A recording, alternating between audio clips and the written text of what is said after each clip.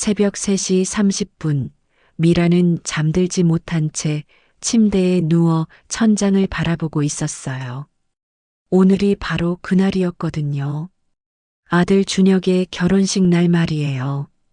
하지만 그녀에게는 청첩장 한 장도 없었답니다. 이게 뭔 일이야? 혼잣말을 하며 일어나 앉았어요. 가슴이 답답해서 숨이 막힐 것 같았거든요. 50여 년을 살면서 이런 기분은 처음이었어요. 자신이 낳아 기른 아들의 결혼식에서 완전히 배제당한다는 게, 이런 게 가능한 일인가요? 핸드폰을 들여다봤어요. 혹시나 해서 말이에요. 준혁이가 마지막 순간에라도 마음을 바꿔서 연락이 올까 봐서요. 하지만 화면에는 아무것도 없었답니다. 스팸 문자 몇 개만 덩그러니 있을 뿐이었어요. 세상에 이런 일이 나한테 일어나네. 화장대 앞에 앉아 거울을 봤어요. 50살 여자의 얼굴이 거기 있었답니다. 주름이 생기고 머리카락도 많이 빠지고, 그래도 아직은 젊어 보이는 편이었어요. 하지만 오늘은 왠지 모르게 늙어 보였답니다. 내가 뭘 잘못했다고. 눈물이 날 것 같았지만 참았어요. 울면 안 되거든요. 오늘만큼은 절대로요. 옷장을 열어봤어요. 뭘 입어야 할까요? 아들의 결혼식 날에 어머니가 입을 옷 말이에요. 한복이 좋을까요? 아니면 정장이 좋을까요? 그런데 이상하더라고요. 어떤 옷을 봐도 어울리지 않는 것 같았어요. 아니, 정확히는 자격이 없는 것 같았답니다.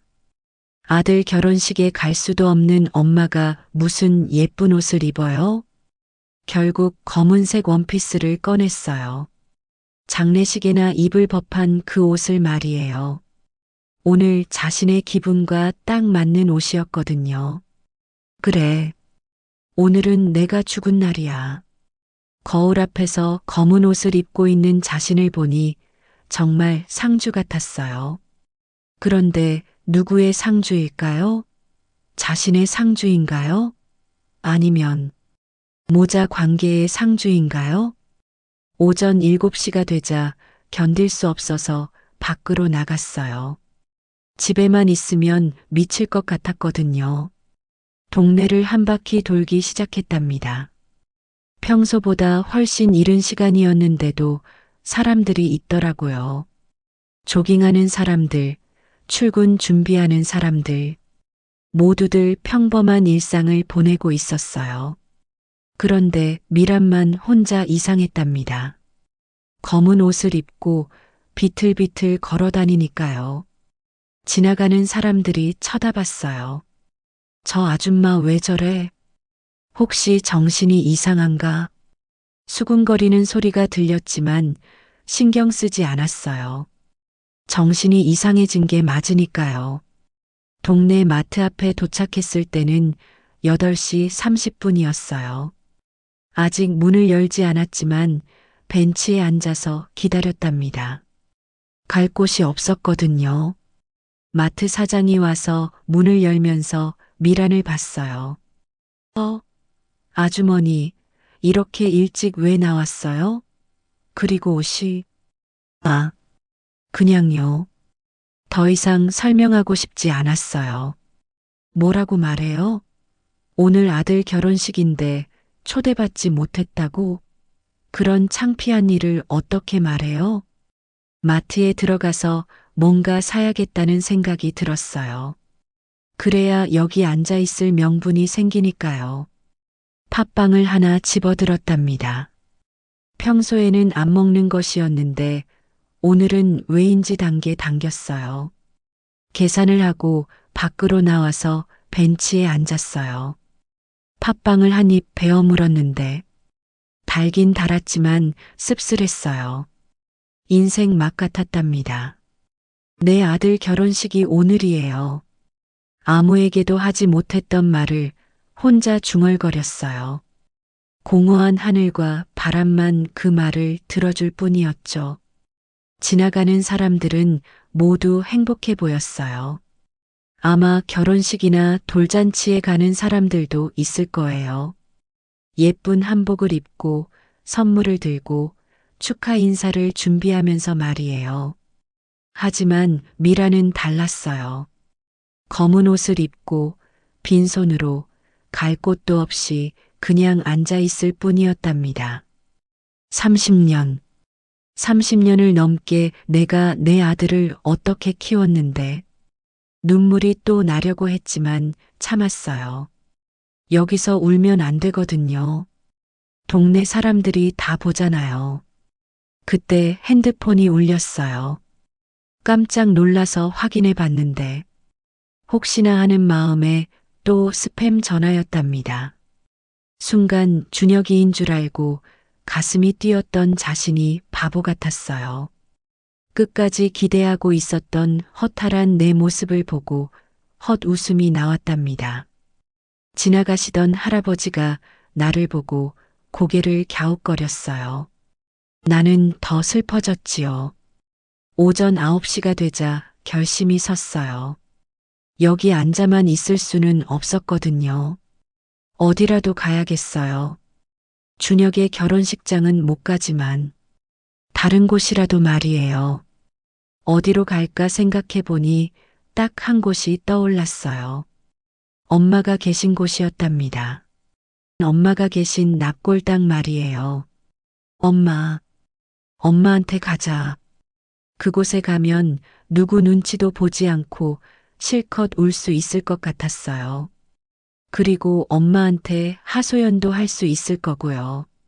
벤치에서 일어나며 마지막으로 주변을 둘러봤어요. 평범한 동네 풍경이었답니다. 하지만 자신에게는 더 이상 평범하지 않은 곳이 되어버렸어요. 오늘 이후로는 이 동네 사람들한테 뭐라고 말해야 할까요? 아들 결혼식 잘 다녀왔어요 라고 거짓말을 해야 할까요? 아니면 진실을 말해야 할까요? 아무래도 상관없어. 이미 포기한 것 같았어요. 체면도 자존심도 모든 걸 다 포기한 기분이었답니다. 버스 정류장으로 향하면서 미라는 마지막으로 생각해 봤어요. 정말로 준혁에게 연락해 볼까? 마지막으로 한 번 더?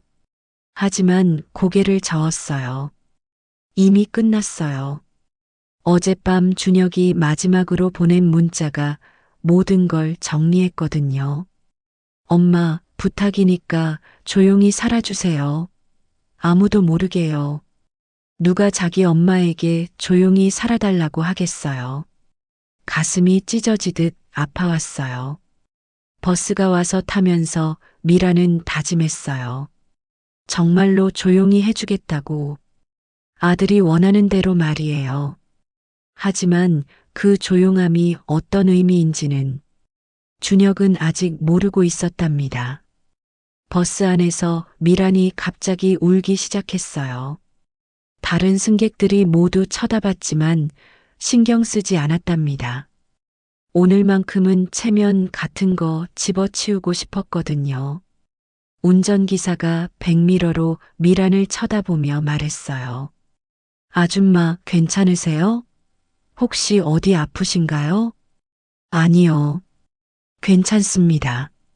미라는 아무 말도 못하고 그저 눈물만 흘렸습니다. 눈물이 그저 하염없이 계속 나왔어요. 내가 내 아들을 어떻게 키웠는데 혼잣말을 하면서 창밖을 바라봤어요. 그러자 갑자기 30년 전 기억이 떠올랐답니다. 1995년 미란이 22살이었을 때 말이에요. 그때는 정말 순진했어요. 사랑이면 모든 게 해결될 줄 알았거든요. 준혁 아버지. 그 사람의 이름은 성태였어요. 대기업 직원이라고 거짓말을 했죠. 나중에 알고 보니 하청업체 말단 직원이었는데 말이에요. 결혼하자, 미란아. 너 같은 여자 처음 만났어. 달콤한 말들을 얼마나 많이 했는지 몰라요. 미라는 그 말을 다 믿었답니다. 바보처럼요. 임신 소식을 전했을 때 성태의 반응이 어땠는지 아세요? 뭐, 임신했다고? 그러자 성태는 자기는 모른다고, 왜 임신했냐고 오히려 저에게 소리쳤어요.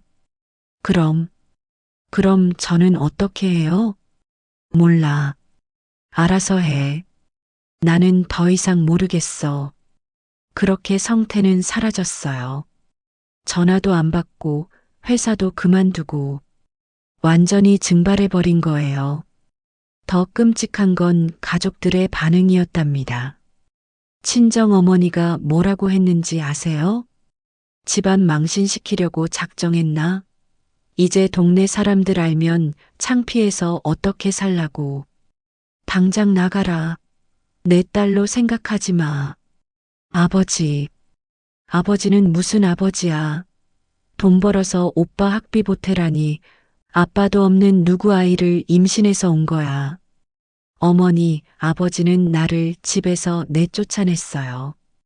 유일하게 믿고 찾아간 내 부모인데 모든 짐을 싸서 집을 나섰어요. 임신 4개월 된 배를 안고 말이에요. 그때부터 진짜 지옥이 시작되었어요. 임신한 몸으로 일자리를 구하는 게 어디 쉬웠겠어요? 식당에서 설거지를 하다가 쓰러지기도 했고 청소하다가 계단에서 굴러떨어질 뻔하기도 했어요. 준혁을 낳고 나서는 더했답니다. 아이를 업고 새벽 4시부터 우유 배달을 했어요. 등에 업힌 준혁이 울면 아이 시끄럽다고 욕을 먹었죠. 낮에는 건설 현장에서 일했어요. 남자들 틈에 끼어서 벽돌을 나르고 시멘트를 섞었답니다. 손가락 마디가 다 갈라지고 피가 났는데도 참았어요. 밤에는 24시간 식당에서 설거지를 했어요. 하루에 서너 시간밖에 못 잤지만 버텼답니다. 준혁이 분유값에 생활비를 여자 혼자인 몸으로 벌어야 했으니까요. 그렇게 내 아들 하나 키우려고 어떤 고생도 마다 않고 했는데 미란의 눈에서 눈물이 흘렀어요. 분노와 서러움의 눈물이었답니다. 준혁은 정말 똑똑한 아이였어요. 공부를 너무 잘해서 장학금만으로 대학까지 갔답니다. 그때 미란이 얼마나 자랑스러웠는지 몰라요. 우리 아들이 서울 명문대 합격했어. 동네방네 자랑하고 다녔어요. 20년간의 고생이 한순간에 보상받는 기분이었거든요. 로스쿨까지 갔을 때는 정말 하늘을 날 것 같았어요. 미라는 친구들한테 전화를 걸어서 자랑했답니다. 야, 우리 준혁이 변호사 된다. 로스쿨 1등으로 들어갔어. 그런데 언제부터였을까요? 준혁이 달라지기 시작한 게 말이에요. 처음엔 전화를 잘 안 받더니 나중엔 아예 피하기 시작했어요. 집에 와도 빨리 나가려고만 하고 결정적인 순간은 작년 추석이었어요. 준혁이 여자친구를 데려온다고 했거든요. 미라는 얼마나 기뻤는지 몰라요. 장을 보고 음식을 만들고 며느리가 될 사람을 맞을 준비를 했답니다. 그런데 그 여자가 뭐라고 했는지 아세요? 어머니, 죄송하지만 저희는 시댁과는 거리를 두고 살고 싶어요. 뭐라고요? 준혁 오빠의 과거가 조금 부담스러워서요. 미혼모 가정의 시어머니가 너무 젊으셔서 우리 부모님께 말씀드리기가 힘드네요. 그 순간 미란의 머리가 하얘졌어요. 30년 동안 참았던 모든 감정이 폭발할 것 같았답니다.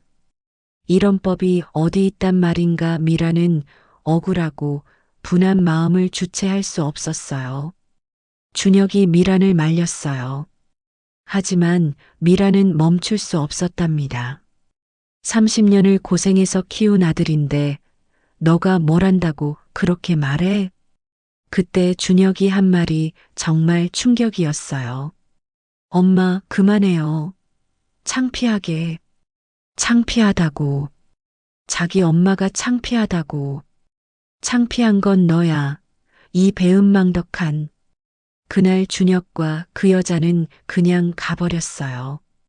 그 이후로 연락이 완전히 끊겼답니다. 그리고 6개월이 지난 지금 결혼 소식만 문자로 받았어요. 청첩장도 초대도 없이 말이에요. 미란의 주먹이 떨렸어요. 30년간 참았던 분노가 한계점에 다다른 것 같았답니다. 버스에서 내리면서 미란은 결심했어요.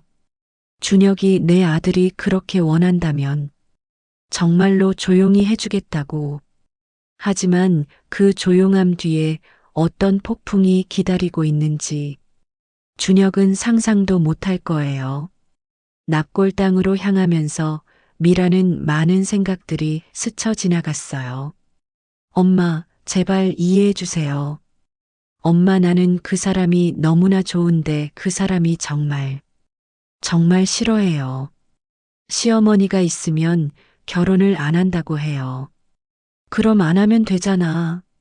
미란이 소리쳤어요. 너를 사랑한다면서 너의 어머니는 받아들일 수 없다는 사람. 그게 진짜 사랑이야? 엄마, 세상이 바뀌었어요. 세상이 바뀌어도 어머니는 어머니야. 그 말을 마지막으로 준혁이 전화를 끊어버렸어요. 그러다가 문득 준혁이 어렸을 때가 떠올랐어요. 5살 때 유치원 어버이날 행사에서 일어난 일 말이에요. 다른 아이들은 모두 예쁘게 차려입은 엄마들과 함께 왔는데 미라는 공사장에서 급히 뛰어와서 시멘트 먼지가 묻은 작업복 그대로였어요. 다른 엄마들이 수군거리는 소리가 들렸어요. 저 아줌마는 뭐야? 애 아빠는 어디 있는 거야? 그때 준혁이 큰 소리로 말했어요. 우리 엄마가 제일 예뻐요. 엄마는 세상에서 제일 힘이 세요.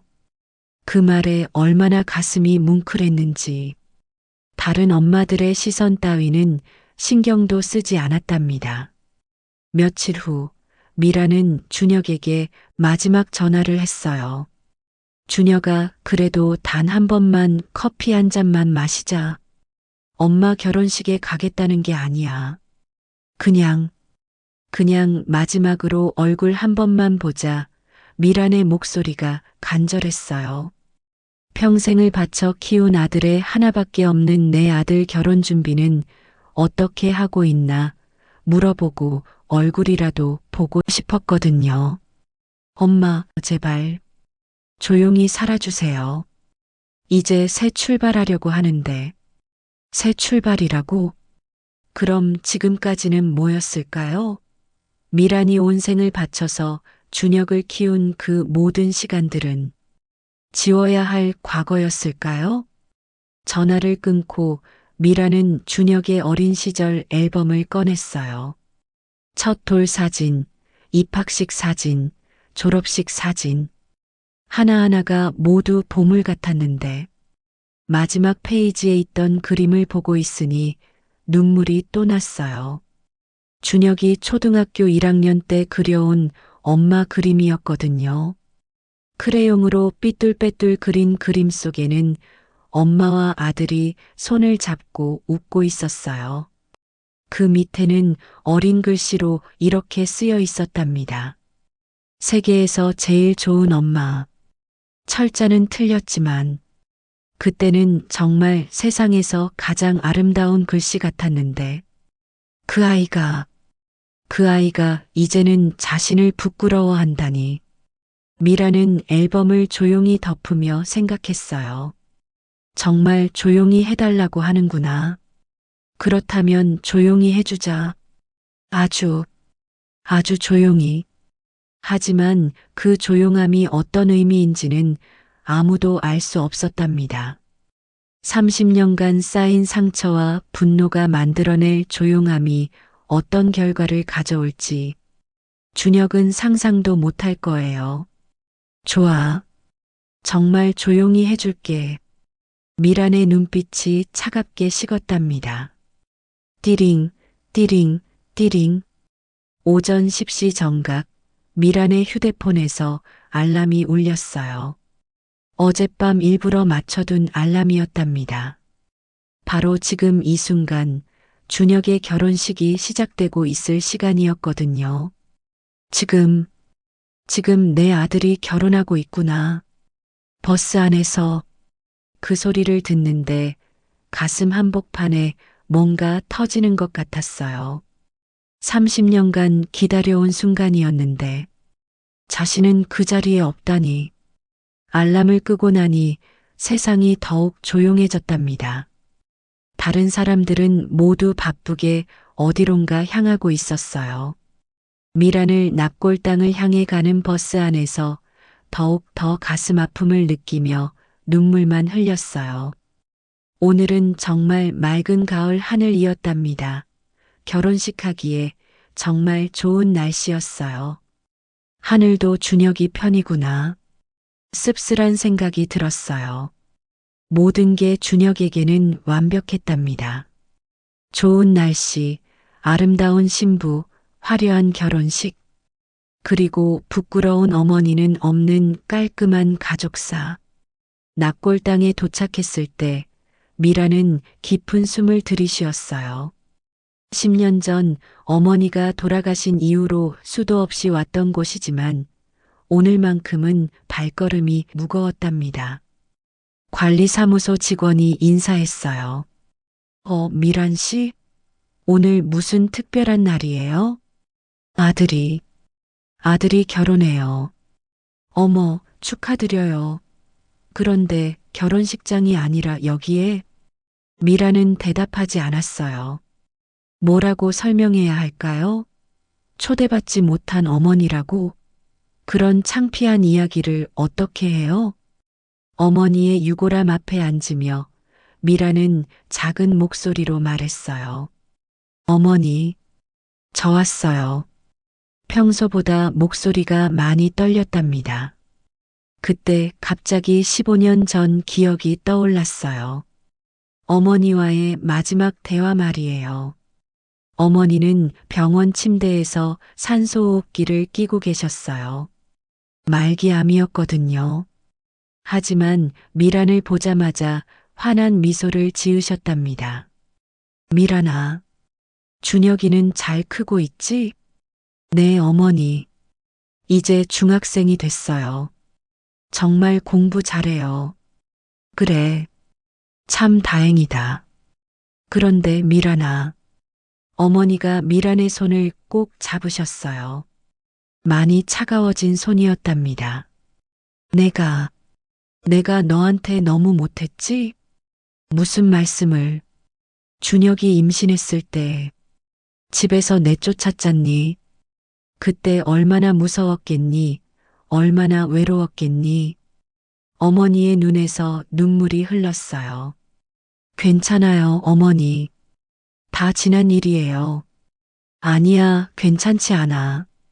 내 딸이 가장 힘들 때 내가 곁에 있어줘야 했는데. 어머니, 미란아, 준혁이 결혼할 때는 내가 꼭 보고 싶다. 할머니로서 손자 결혼식은 봐야 하지 않겠니? 그때 미라는 어머니의 손을 꼭 잡고 약속했어요. 네, 어머니. 꼭 모셔갈게요. 그때까지만 건강하세요. 하지만 어머니는 그 약속을 기다리지 못하셨어요.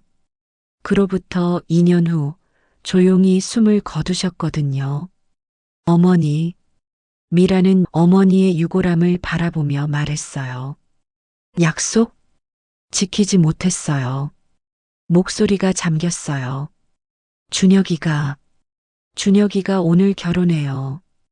바로 지금 이 시간에. 준비해온 종이컵을 꺼내 소주를 따랐어요. 어머니를 찾아올 때마다 한 잔씩 따라드렸던 그 술이었답니다. 그런데 저는 갈 수 없어요. 한 모금 마시고 나서 계속 말했어요. 며느리가 저를 부끄러워해요. 미혼모 출신 너무 젊은 시어머니는 싫다고 해요. 유골함은 조용했지만 미라는 어머니가 화내고 계시는 걸 느낄 수 있었어요. 어머니는 그런 분이었거든요. 가족을 무시하는 사람들을 절대 용서하지 않으시는. 어머니가 살아계셨다면 뭐라고 하셨을까요? 쓴웃음을 지으며 말했어요. 아마 당장 결혼식장으로 달려가셨겠죠? 내가 바로 준혁이 할머니다. 라고 하시면서 말이에요. 정말 그러셨을 거예요. 어머니는 체면보다는 가족이 더 소중하신 분이었거든요. 그때 갑자기 준혁이 10살 때 일이 떠올랐어요. 학교에서 아버지 직업 쓰는 숙제가 있었는데 준혁이 울면서 돌아온 적이 있었답니다. 엄마, 나는 아빠 직업을 뭐라고 써야 해? 글쎄, 뭐라고 하고 싶어? 모르겠어요. 친구들은 다 아빠가 있는데. 그때 미란이 뭐라고 했는지 기억이 났어요. 그럼 엄마 직업을 써라. 엄마가 아빠 몫까지 다 하니까. 정말이요? 정말이야. 엄마는 준혁이의 엄마이자 아빠야. 그때 준혁이 환하게 웃으며 말했어요. 그럼 엄마가 세상에서 제일 힘센 사람이네요. 그렇게 키웠는데. 미란의 목소리가 흔들렸어요. 언제부터 제가 부끄러운 존재가 됐을까요? 소주를 한 잔 더 따르며 말했어요. 어머니, 저는 이제 어떻게 해야 할까요? 바람이 불어와서 납골당 안이 쌀쌀해졌어요. 마치 어머니가 대답하시는 것 같았답니다. 미란아, 내가 잘못한 게 아니야. 너가 고생하며 키운 내 아들이 진정 내 마음을 알아주지 못한 것뿐이란다. 내 딸 미란아, 이제는 너 자신을 위해서 살아라라고 위로해 주시는 것 같았어요. 시간이 흘러 오후 1시가 되었어요. 결혼식과 피로연이 모두 끝났을 시간이었답니다. 미라는 어머니에게 마지막 인사를 했어요. 어머니, 손자 데려오지 못해서 정말 죄송해요. 유골함을 한 번 더 바라보며 어머니에게 말했어요. 하지만 이제는 제가 결정할 거예요. 30년간 참고만 살았는데 이제는 다르게 살아볼게요. 납골당을 나서면서 미라는 뒤돌아봤어요.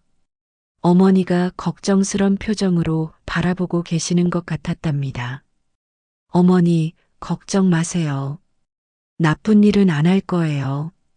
다만, 이제는 제가 원하는 대로 살겠어요. 미란의 눈빛이 결연해졌답니다. 30년간의 희생과 인내가 끝나는 순간이었어요. 과연 미란이 어떤 결정을 내릴까요? 그 조용한 결심이 어떤 파장을 일으킬까요? 같은 시각, 서울 시내 한 웨딩홀에서는 화려한 결혼식이 한창 진행되고 있었어요. 수정 샹들리에가 반짝이는 천장, 하얀 장미로 가득한 단상, 그리고 300명이 넘는 하객들로 가득 찬 홀. 모든 게 완벽해 보였답니다. 하얀 드레스를 입은 신부 유진과 검은 턱시도를 입은 신랑 준혁이 나란히 서 있었어요.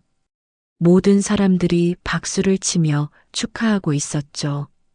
하지만 준혁의 마음은 전혀 평온하지 않았어요.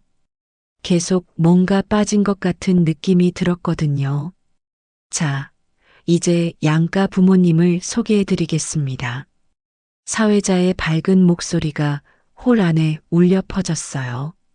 전문 사회자답게 능숙한 진행이었답니다. 먼저 신부 측 부모님이 단상에 올라섰어요. 아버지는 대학교 총장이었고 어머니는 의사였답니다. 우아한 한복을 입고 품격 있게 인사하시는 모습이 정말 인상적이었어요. 하객들이 감탄하며 박수를 쳤어요. 신부의 아버님께서는 명문대 총장으로 재직하고 계시고요. 어머니께서는 소아과 전문의로 30년간 아이들을 돌보고 계십니다. 완벽한 소개였어요. 신부 어머니는 만족스러운 미소를 지으며 하객들에게 정중히 인사했답니다. 이제 신랑 측 차례였어요. 사회자가 예식장 분위기를 살피며 조심스레 말했어요. 신랑 측 부모님은 오늘 병원에 입원해 계신 관계로 참석하지 못하셨습니다. 예식장은 술렁이기 시작했지요. 보통 결혼식에서는 양가 부모가 모두 참석하는 게 당연한 일이었거든요. 앞자리에 앉은 한 하객이 작은 목소리로 물었어요. 그러자 옆 사람이 귀갯말로 대답했답니다. 아, 몸이 편찮으시다더라. 그래도 아들 결혼식인데. 하객들의 수군거림이 시작되었어요. 특히 준혁 쪽 친척들은 당황스러워했답니다. 미란을 잘 알고 있던 분들이었거든요. 미란이는 정말 안 온 거야? 준혁의 고모가 옆에 앉은 삼촌에게 속삭였어요. 준혁이가 오지 말라고 했나 봐. 그래도 그렇지. 아무리 그래도 엄마인데. 30년을 혼자 키웠잖아. 친척들 사이에서도 의견이 갈렸어요. 어떤 분들은 요즘 세상에 그런 편견이 어디 있어라고 했고, 어떤 분들은 신부 집안이 반대하는데 어떻게 해라고 했답니다. 준혁은 단상에서 그런 소리들을 다 듣고 있었어요. 표면적으로는 미소를 지었지만 자세히 보면 그의 눈동자가 불안하게 흔들리고 있었답니다. 신부 유진은 어땠을까요? 그녀는 아무것도 모른다는 듯이 환한 미소를 지었어요. 자신이 원했던 대로 시어머니 없는 깔끔한 결혼식이 되어서 만족스러웠거든요. 자, 이제 신랑 신부가 서로에게 반지를 끼워드리겠습니다. 사회자가 분위기를 바꾸려고 애썼어요. 하지만 하객들의 궁금증은 쉽게 가라앉지 않았답니다. 반지 교환을 하는 동안에도 준혁의 마음은 복잡했어요. 어머니의 얼굴이 자꾸만 떠올랐거든요. 지금쯤 엄마는 뭘 하고 계실까? 혹시 울고 계시는 건 아닐까? 그런 생각을 하는 자신이 더욱 괴로웠어요. 결혼식 날에 이런 생각을 해야 하다니. 이제 신랑 신부가 양가 부모님께 인사드리겠습니다. 또 다른 순서가 시작되었어요. 유진은 친정 부모님께 모두 인사를 드렸지만 준혁은 자신의 어머니에게 인사드릴 수가 없었답니다. 그때 준혁의 머릿속에 어린 시절이 떠올랐어요. 7살 때 어버이날에 카네이션을 만들어 갔던 기억 말이에요. 엄마, 이거 드려요. 그때 미란이 얼마나 기뻐했는지. 눈물을 글썽이며 카네이션을 받던 모습이 선명했어요. 준혁아, 고마워. 엄마는 우리 준혁이 덕분에 세상에서 제일 행복해. 우리 준혁이가 제일 좋아요. 그 말을 하던 어머니의 미소가 떠올라서 준혁은 잠시 멍해졌답니다. 신랑이 감동받으셨나 보네요. 사회자가 농담을 했지만 준혁은 웃을 수가 없었어요. 피로 연장에서도 상황은 마찬가지였답니다. 하객들은 여전히 수군거렸어요. 참 이상하네. 어머니가 왜 안 오셨을까? 뭔가 사연이 있나 봐. 아무래도 집안 사정이. 준혁은 그런 소리들을 들으면서도 웃어야 했어요. 신랑이니까요. 하지만 속으로는 점점 괴로웠답니다. 결혼식이 끝나갈 무렵 준혁은 잠시 화장실로 나갔어요. 거울 앞에서 자신의 모습을 바라보며 깊은 한숨을 쉬었답니다. 이게 맞는 걸까? 정말 이게 맞는 걸까? 거울 속의 자신은 행복해 보였지만 마음속은 공허했어요. 뭔가 중요한 게 빠진 것 같은 느낌이 계속 들었거든요. 그때 휴대폰을 꺼내서 어머니 번호를 보았어요. 마지막으로 통화한 게 언제였을까요? 한 달 전? 두 달 전? 잠시 전화를 걸까 하는 생각도 들었지만 곧 고개를 저었어요. 이미 너무 늦었다고 생각했거든요. 다시 피로 연장으로 돌아가니 신부 어머니가 다가왔어요. 준혁아, 오늘 정말 고생 많았어. 그런데 어머니는 정말 몸이 많이 편찮으신가? 순간 대답이 막혔어요. 뭐라고 말해야 할까요? 진실을 말할 수는 없었거든요. 네, 좀 그래요. 그래도 아들 결혼식인데 아쉽긴 하지만 어쩔 수 없지. 신부 어머니의 말에는 은근한 우월감이 묻어 있었어요. 마치 우리는 모든 걸 완벽하게 준비했는데 저쪽은 하는 뉘앙스였답니다. 준혁은 더욱 마음이 불편해졌어요. 어머니가 여기 계셨다면 분명히 누구보다 자랑스러워 하셨을 텐데 결혼식이 완전히 끝나고 집으로 돌아가는 길에 준혁은 계속 생각했어요. 엄마는 지금 뭘 하고 계실까? 혹시 나를 원망하고 계시는 건 아닐까? 하지만 이미 선택한 길이었어요. 돌이킬 수는 없었답니다. 그런데 준혁은 몰랐어요. 바로 그 순간 어머니 미란이 어떤 결심을 하고 있는지를, 그리고 그 결심이 앞으로 어떤 일들을 불러올지를. 납골당에서 집으로 돌아온 미라는 현관문 앞에서 한참을 서 있었어요. 열쇠를 꺼내 들고도 문을 열 수가 없었답니다. 이 집에 들어가면 정말로 모든 게 끝나는 것 같았거든요. 30년간 살아온 이 집, 준혁과 함께 웃고 울었던 이 공간이 이제는 너무나 낯설게 느껴졌어요. 문을 열고 들어서니 정막이 흘렀답니다. 평소 같으면 준혁이 전화라도 했을 텐데 오늘은 당연히 그런 연락이 있을 리 없었어요. 거실 소파에 주저앉으며 미라는 천천히 주변을 둘러봤어요. 벽에 걸린 준혁의 어린 시절 사진들, 상장들, 졸업장들, 모든 게 이제는 다른 의미로 다가왔답니다. 내 인생 내 아들과 함께했던 30년. 혼잣말을 하며 사진들을 바라봤어요. 30년 동안 나는 무엇을 위해, 누구를 위해 그리 열심히 살았던 걸까? 가장 눈에 띄는 건 준혁이 초등학교 1학년 때 받은 모범상이었어요. 그때 시상식에 가서 얼마나 자랑스러웠는지, 다른 엄마들 사이에서 어깨를 펴고 서 있던 기억이 생생했답니다. 하지만 그때도 혼자였어요.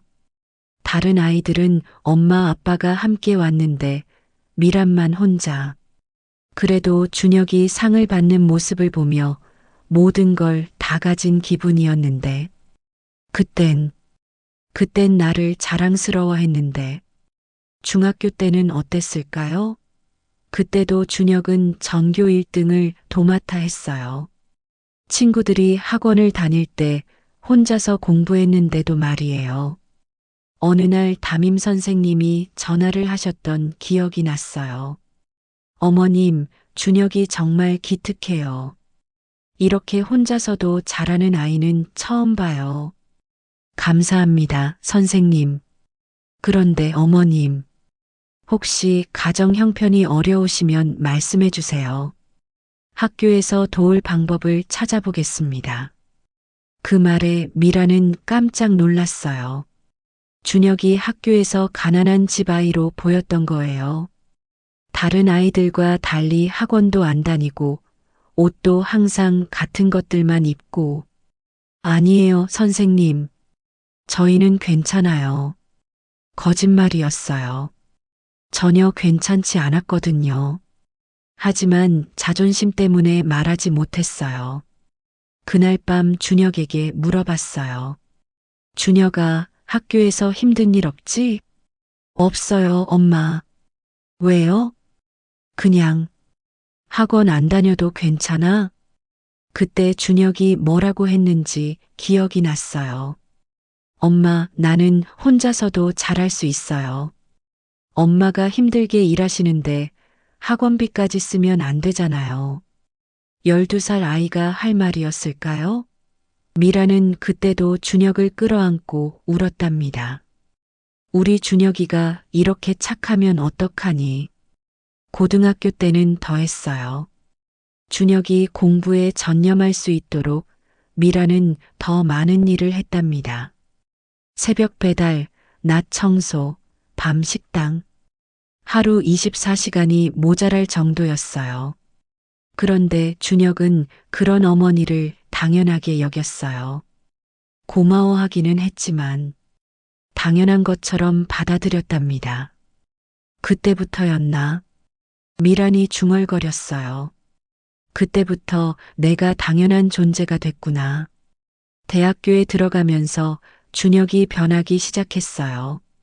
처음엔 자취방에서 혼자 살겠다고 했을 때만 해도 독립심이 생겼구나 싶었답니다. 그런데 집에 오는 횟수가 점점 줄어들었어요. 처음엔 한 달에 2번, 그 다음엔 1번, 나중엔 명절에만. 바쁘겠지, 공부할 게 많겠지. 미라는 계속 스스로를 납득시켰어요. 하지만 마음 한구석에서는 알고 있었답니다.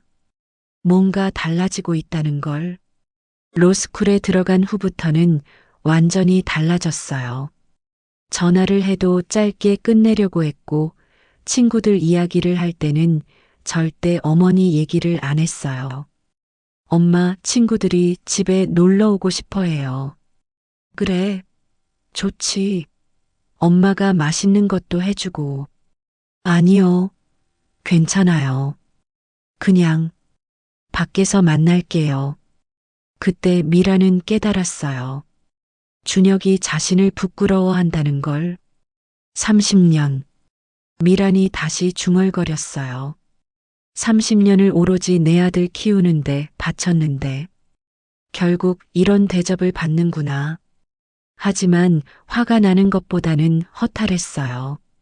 정말 허무했답니다. 내가 뭘 잘못했을까? 아무리 생각해봐도 잘못한 게 없었어요. 최선을 다해 키웠고 사랑을 다 쏟았고 희생을 마다하지 않았는데 그때 갑자기 어머니 목소리가 들리는 것 같았어요. 미란아, 이제 너를 위해서 살아라. 납골당에서 들었던 그 목소리 말이에요. 그래, 이제는 내가 살아야지. 미란이 일어나서 준혁의 사진들을 하나씩 내리기 시작했어요. 30년간 자신의 전부였던 그 사진들을. 고마웠어, 준혁아. 정말 고마웠어. 하지만 이제는 끝이야. 사진들을 모두 상자에 넣으며 미라는 결심했어요. 정말로 조용히 해주겠다고. 준혁이 원하는 대로 말이에요.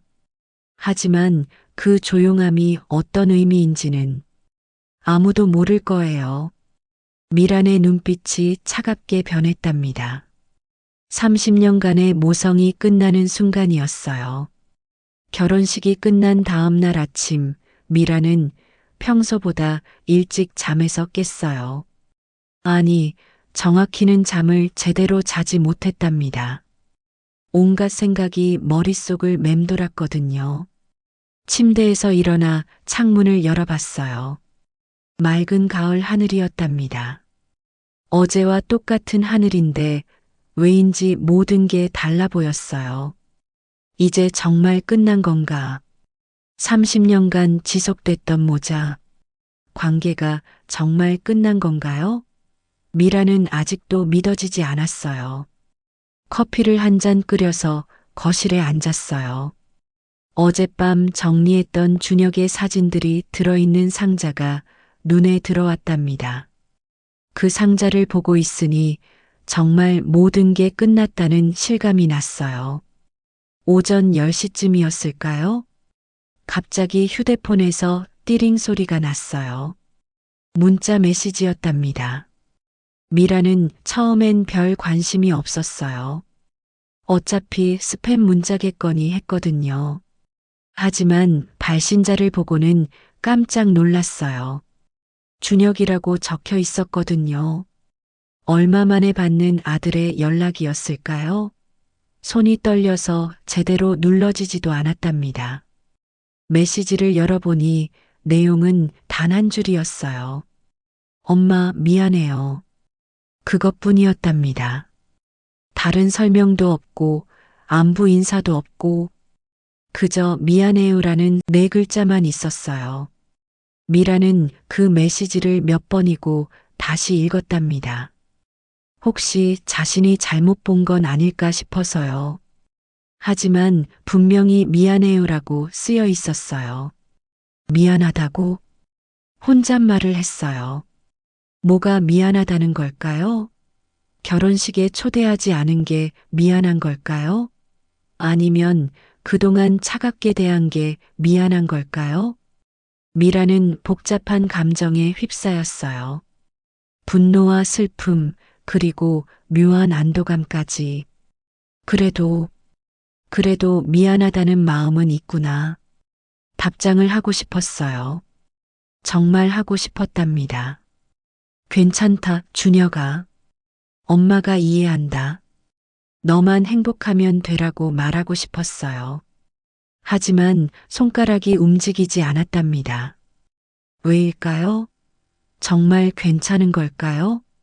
정말 이해하는 걸까요? 1시간이 지나고 2시간이 지났어요.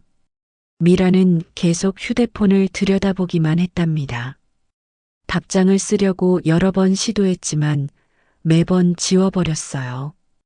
괜찮다라고 쓰면 거짓말 같고 많이 상처받았다라고 쓰면 준혁을 괴롭히는 것 같았거든요. 오후가 되자 또 다른 문자가 왔어요. 이번에도 준혁이었답니다. 엄마, 답장 안 하셔도 돼요. 그냥 정말 죄송해요. 이 메시지를 보고 미라는 더욱 복잡해졌어요. 준혁이 진짜로 미안해하고 있는 게 느껴졌거든요. 아직 늦지 않은 건가? 잠시 그런 생각이 들었어요. 아직 화해할 수 있는 건 아닐까? 다시 예전으로 돌아갈 수 있는 건 아닐까? 하지만 곧 고개를 저었어요. 이미 돌이킬 수 없는 선을 넘었다는 걸 알고 있었거든요. 저녁이 되어서 3번째 문자가 왔어요. 엄마, 유진이가 어머니를 뵙고 싶다고 해요. 시간 되시면 한번 만나주실 수 있을까요? 이 메시지를 보고 미라는 쓴웃음을 지었어요. 이제 와서 만나자고? 결혼식은 끝난 후에? 결국 양심의 가책을 느낀 거구나. 아마 결혼식 후에 사람들이 뭔가 이상하다고 생각했나 봐요. 어머니가 왜 없었는지 궁금해했을 거고. 그런데 정말 웃긴 건 유진이 만나고 싶다고 한다는 거였어요. 그 여자가 정말로 그런 마음이 들었을까요? 아니면 체면 때문에 어쩔 수 없이? 미라는 답장을 하지 않았어요. 할 말이 없었거든요. 4번째 문자는 밤 10시에 왔어요. 엄마, 정말 죄송합니다. 제가 너무했어요. 이제는 존댓말까지 쓰고 있었어요. 준혁이 얼마나 미안해하고 있는지 느껴졌답니다. 하지만 미란의 마음은 이미 식어 있었어요. 어제 납골당에서 그리고 어젯밤 사진들을 정리하면서 이미 모든 걸 정리했거든요. 너무 늦었어, 준혁아. 마지막 문자는 자정이 넘어서 왔어요. 엄마, 내일 찾아뵐게요. 유진이랑 같이 갈게요. 제발 한 번만 기회를 주세요. 미라는 그 문자를 보고 한참을 생각했어요. 정말 마지막 기회를 줘야 할까? 다음 날 아침 미라는 일찍 일어나서 짐을 쌌어요. 크지 않은 가방 하나에 꼭 필요한 것들만 넣었답니다. 준혁의 사진들이 들어있는 상자는 그대로 두었어요. 그리고 작은 쪽지를 하나 써서 그 위에 올려놓았답니다. 준혁아, 고마웠다. 30년간 정말 행복했어. 하지만 이제는 서로 다른 길을 가자. 너는 너대로 행복하게 살고 엄마도 엄마 나름대로 살아갈게. 미안하다는 말은 하지 마. 엄마가 더 미안하다. 좋은 남편이 되렴. 편지를 다 쓰고 나니 마음이 한결 가벼워진 것 같았어요. 미라는 가방 하나만 들고 집을 나섰어요. 뒤돌아보지 않았답니다. 30년간 살았던 그 집을, 30년간의 추억들을 말이에요. 버스 정류장에서 시내버스를 기다리며 미라는 마지막으로 휴대폰을 꺼냈어요. 그리고 준혁의 번호를 차단했답니다. 이제 정말 끝이야. 버스가 와서 탔어요. 어디로 가는지도 정하지 않았지만 일단 멀리, 정말 멀리 가고 싶었어요. 창밖으로 지나가는 풍경을 바라보며 미라는 생각했어요. 50살. 이제 내 인생을 살아보자. 30년간의 어머니 역할이 끝났어요. 이제는 미란이라는 한 여자로 살아볼 시간이었답니다. 그런데 준혁은 몰랐어요. 어머니가 이미 떠났다는 걸. 그리고 그 떠남이 어떤 의미인지도. 준혁과 유진이 미란의 집 앞에 도착했을 때는 이미 너무 늦었답니다. 빈 집과 상자 위의 편지만이 그들을 기다리고 있었어요. 준혁과 유진이 미란의 집 그들을 기다리고 있었어요. 집 앞에 도착한 것은 오후 2시였어요. 준혁은 떨리는 손으로 초인종을 눌렀지만 대답이 없었답니다. 어머니, 문을 두드려 봤지만 조용했어요. 혹시나 해서 문고리를 돌려보니 열려 있었답니다. 집안은 텅 비어 있었어요. 거실 탁자 위에는 상자 하나와 편지가 놓여 있었고요. 준혁은 떨리는 손으로 편지를 펼쳤어요. 준혁아, 고마웠다. 30년간 정말 행복했어. 하지만 이제는 서로 다른 길을 가자. 편지를 읽으면서 준혁의 눈에서 눈물이 흘렀어요. 옆에 있던 유진도 당황했답니다. 준혁 오빠, 어떻게 된 거예요? 엄마가 떠나셨어. 그때 상자를 열어봤어요. 안에는 준혁의 어린 시절 사진들과 상장들이 가득했답니다. 그리고 맨 밑에는 낡은 봉투 하나가 있었어요. 봉투를 열어보니 오래된 서류들이 들어 있었답니다. 그런데 그 서류를 보는 순간 준혁은 말을 잃었어요. 이게 뭐야? 첫 번째 서류는 토지 등기부등본이었어요. 두 번째는 은행 잔고 증명서였어요. 수억 원이 적혀 있었죠. 이게 말이 돼? 준혁은 믿을 수가 없었어요. 30년간 청소 일을 하며 가난하게 살았던 어머니가 어떻게 이 큰 돈을 모으셨는지, 내가 이 편지를 읽고 있다면 엄마는 이미 멀리 떠난 후일 거야. 이제야 말하지만 엄마는 사실 가난한 사람이 아니란다. 처음에는 빈손으로 집을 나왔지만 부동산으로 많은 돈을 벌게 되었단다. 너 결혼하면 주려고 아파트랑 예금 통장을 소중히 간직하고 살았단다. 나는 너를 정말 사랑으로 혼자서 키우고 싶었거든. 그래서 나는 친정과도 인연을 끊고 너를 온전히 내 힘으로 키웠던 거야. 엄마가 너를 얼마나 사랑하는지 알려주고 싶었단다. 돈이 아니라 진정 사랑하는 마음으로 키우고 싶었단다. 그런데 너는 이 엄마를 부끄러워했구나. 가난한 엄마가 창피했구나. 그래서 엄마는 결심했어. 이제 정말로 너희들이 원하는 대로 살겠다고. 이 서류들은 내가 가져. 엄마의 유산이야. 하지만 엄마는 이제 자유롭게 살 거야. 진짜 나의 행복을 찾으러 떠날 거야. 준혁은 편지를 읽으면서 주저앉았어요. 30년간 자신을 키우기 위해 일부러 가난하게 살았던 어머니. 그런 어머니를 자신이 부끄러워했다니. 어떻게 이런 일이. 유진도 충격을 받았어요. 자신이 거부했던 시어머니가 사실은 부자 어머니였다니. 유진이는 뒤늦은 후회를 했어요. 그때 갑자기 문 밖에서 소리가 났어요. 실례합니다.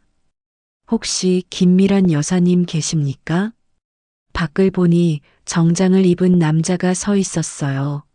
그중 한 명이 말했답니다. 저희는 어머니 담당 변호사입니다. 어머니께서 집으로 가보라 하셔서요. 준혁은 더욱 충격을 받았어요. 바로 그때 준혁의 휴대폰이 울렸어요.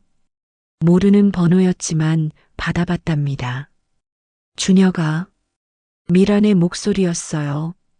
엄마 어디 계세요? 엄마는 지금 공항에 있어. 공항요? 응, 30년간 못 가본 곳들을 다녀올 거야. 이제 엄마도 자유롭게 살 권리가 있잖니? 엄마, 제발 돌아와 주세요. 제가 너무 잘못했어요. 준혁아, 늦었어. 엄마는 이미 너를 키우는 것으로 인생의 목표를 다 이뤘어.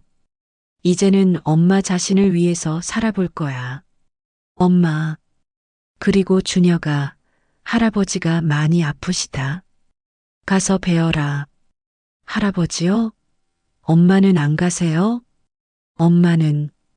엄마는 이미 할아버지께 편지를 썼어.